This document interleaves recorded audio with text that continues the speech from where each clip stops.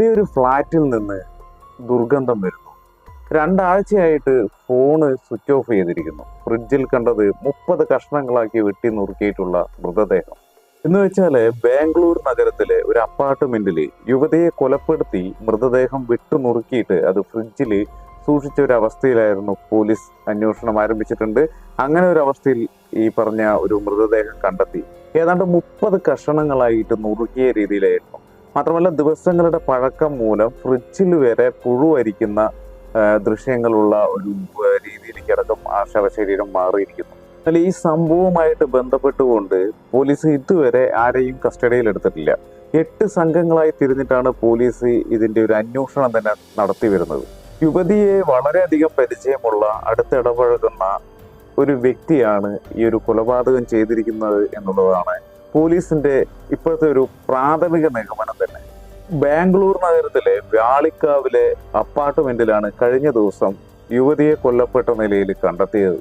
മാത്രമല്ല ഈ മരണപ്പെട്ട യുവതി എന്ന് പറയുന്നത് ബീഹാർ സ്വദേശിയായിട്ടുള്ള മഹാലക്ഷ്മി എന്ന 29 വയസ്സുള്ള ഒരു ലേഡിയാണ് മരണപ്പെട്ടിരിക്കുന്നത്. അതിദാരുണമായിട്ട് കൊല ചെയ്യപ്പെട്ടു എന്ന് വേണം വിശേഷിപ്പിക്കാൻ.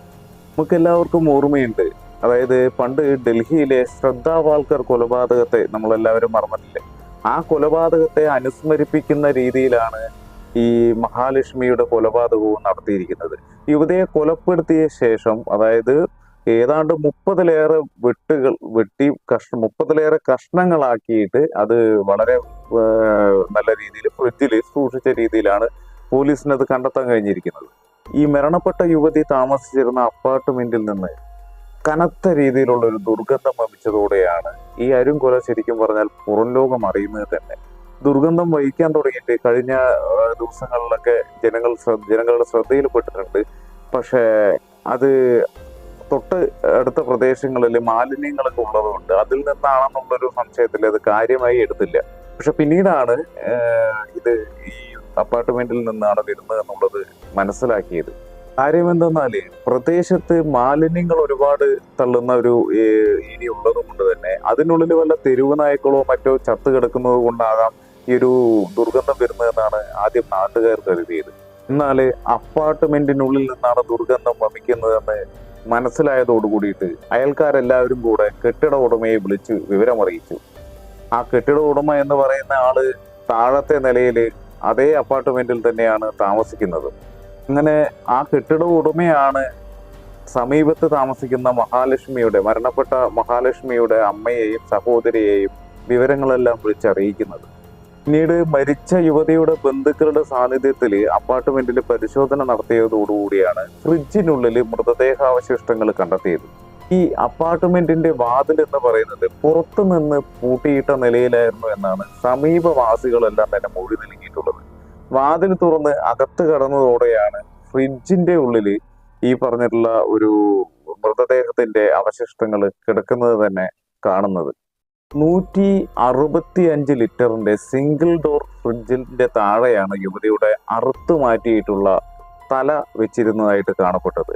ഇതിന്റെ മുകളിലായിട്ടാണ് കൈകാലുകളും മറ്റതും കണ്ടെത്തിയിട്ടുള്ളത്. പോലീസ് പറയുന്നത് പ്രകാരം 30-ലേറെ കഷ്ണങ്ങളാക്കിയിട്ടാണ് മൃതദേഹം വെട്ടി നുറുക്കിയ രീതിയിൽ ഫ്രിഡ്ജിനുള്ളിൽ സൂക്ഷിച്ചിരിക്കുന്നത്. മൃതദേഹാവശിഷ്ടങ്ങൾ പിന്നീട് ആശുപത്രിയിലേക്ക് മാറ്റുകയും ചെയ്തു. ഈ കൊല ചെയ്യപ്പെട്ട മഹാലക്ഷ്മി എന്ന് പറയുന്ന സ്ത്രീ കഴിഞ്ഞ 7 മാസമായിട്ട് വ്യാളിക്കാവിലെ അപ്പാർട്ട്മെന്റിൽ ഒറ്റയ്ക്കായിരുന്നു താമസം എന്നുള്ളതാണ്. കുറച്ചു മുമ്പ് നേരത്തെ ഭർത്താവിനും അതേപോലെ തന്നെ 4 വയസ്സുള്ള ഒരു മകളും ഉണ്ട്. ആ മകൾക്കുമൊപ്പം നെലമംഗലം എന്ന് പറഞ്ഞിട്ടുള്ള സ്ഥലത്താണ് യുവതി താമസിച്ചിട്ടുണ്ടായിരുന്നത്. എന്നാൽ ഭർത്താവുമായിട്ട് ഈ അടുത്ത കാലത്ത് പിരിഞ്ഞ ശേഷം വ്യാളിക്കാവിലെ അപ്പാർട്ട്മെന്റിലേക്ക് താമസം മാറ്റുകയായിരുന്നു യുവതി.